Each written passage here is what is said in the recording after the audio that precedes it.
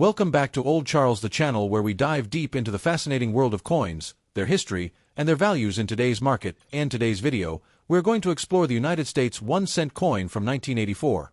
A piece that many people have in their collection or have come across in their change, but few know the real story behind it. So, let's uncover its history, design, condition factors, and market value. The 1984 United States 1-cent coin, commonly known as the Lincoln cent or penny, is part of one of the most famous coin series in American history. The Lincoln cent was first introduced in 1909 to honor the 100th birth anniversary of President Abraham Lincoln, the 16th President of the United States. Why 1984? The Lincoln cent had already been in circulation for 75 years. However, something very important happened just 2 years before. In 1982, the composition of the coin changed. Before 1982, pennies were made of 95% copper and 5% zinc, but due to rising copper prices, the U.S. Mint switched to a cheaper composition. 97.5% zinc with a thin 2.5% copper plating. That means the 1984 penny is mostly zinc inside, with just a copper coating. This change makes these coins lighter, but also more prone to damage if the copper coating wears off. The design at that time was the Lincoln Memorial, designed by Frank Gasparo. If you look closely at some coins, you can actually see a tiny statue of Lincoln inside the memorial, making it one of the rare U.S. coins to feature the same person on both sides. Above it reads, United States of America. Below it is the denomination, 1 cent, and the motto, E pluribus unum, is inscribed above the memorial. The 1984 penny was produced in huge numbers at the Philadelphia Mint, no mintmark. More than 8.1 billion coins were struck. At the Denver Mint, marked with a D under the date, over 5.5 billion coins were produced. Because of this, the 1984 penny is considered a common coin, and in most cases, it is only worth face value if found in circulation. In well-worn circulated condition, the 1984 penny is still worth just 1 cent. Millions are still floating around in pockets, jars, and bankrolls. In uncirculated grades, such as MS-60 to MS-65, the coin can be worth 10 cents to 50 cents if the coin has brilliant luster, no scratches, and sharp details. Collectors may pay up to $2 or more. Proof pennies were struck at the San Francisco Mint with the S mint mark. These coins were made with mirror-like surfaces for collectors and can be worth around $2 to $5, depending on condition. Now here's where things get exciting. Even though the 1984 penny is common, error coins from that year can be very valuable. One of the most famous error pennies is the 1984 DDO, where Lincoln's ear shows doubling, making it look like he has an extra earlobe. In circulated condition, this error can sell for $50 to $150 in high mint state condition. It can reach $500 or more at auctions. Asterisk off-center strikes. Asterisk coins struck off-center can be worth $10 to $50, depending on how much of the design is missing. Clipped planchet errors. Asterisk if part of the coin is cut off due to a mistake in the minting process, values range from $5 to $30. So, always check your 1984 pennies carefully, especially for the double deer variety, which is the most sought after.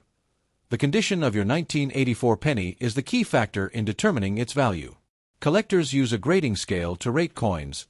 Heavy wear, worth face value. Some details visible, still worth only 1 cent. Light wear, worth maybe 5 to 10 cents. No wear, sharp details, worth 50 cents to $2. Very rare, can bring $50 to $200 plus, especially with strong luster. For error coins like the double die, condition makes an even bigger difference. Oh, what's the bottom line? The 1984 United States 1-cent coin is generally common and worth only face value in circulation. Uncirculated examples ***, proof coins, and especially error varieties like the double deer penny can be worth much more, sometimes even hundreds of dollars. If you have a jar of old pennies at home, it's worth taking a few minutes to look through them. You might just find a hidden treasure among your 1984 cents. The story of the 1984 1-cent coin, better known as the Lincoln cent, is not just about a small copper-colored coin in your pocket. It is about American history, changing economies, and the evolution of one of the world's longest-running coin designs. Let's go back to the very beginning. Before 1909, American pennies looked very different. The most common design was the Indian head cent, introduced in 1859. For 50 years, this coin was a symbol of American money. But by the early 1900s, there was a growing movement to honor one of the nation's most beloved presidents, Abraham Lincoln, who had led the United States through the Civil War and ended slavery in 1909. to celebrate the 100th anniversary of Lincoln's birth, the U.S. Mint decided to create a brand new penny. It became the first U.S. coin to feature the portrait of a real person, and it marked the beginning of a tradition of honoring American leaders on coins. The design was created by Victor David Brenner, a Lithuanian immigrant and talented engraver. He chose a simple but powerful profile of Lincoln, which we still see today on the obverse of every penny. From 1909 to 1958, the reverse of the Lincoln cent featured 2 wheat stalks, and it was known as the wheat penny. These are still very collectible today. But in 1959, to mark the 150th anniversary of Lincoln's birth and the 50th anniversary of the Lincoln cent, the U.S. Mint introduced a new reverse design, the Lincoln Memorial, created by Frank Gasparro.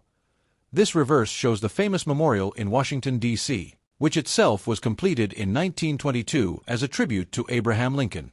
One fascinating detail is that if you look very closely, you can actually see the tiny statue of Lincoln inside the memorial, making this coin one of the few to feature the same person on both sides. This Lincoln Memorial design was the reverse used on the 1984 penny. For most of its history, pennies were made of 95% copper. Copper was durable, gave the coin a beautiful reddish tone, and made it stand out. But by the 1970s and early 1980s, the price of copper had risen sharply. By 1982, the cost of the metal in a penny was almost equal to, or even higher than, the coin's face value. Producing pennies was costing the U.S. Mint too much money, so, in 1982, the Mint made a major change.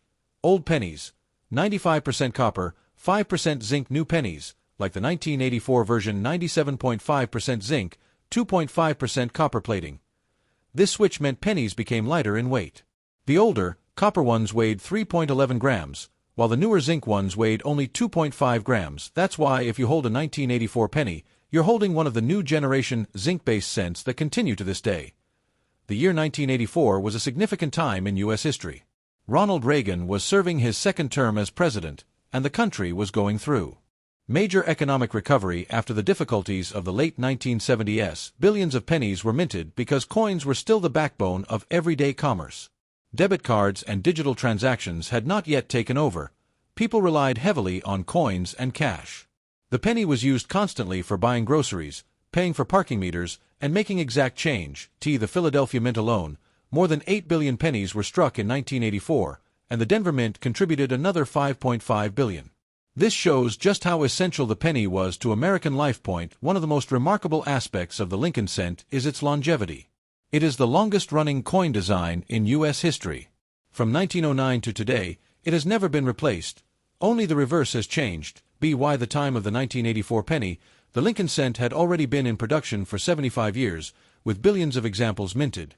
Yet, despite its commonness, it carried a special place in the hearts of Americans as a tribute to Lincoln's leadership and values.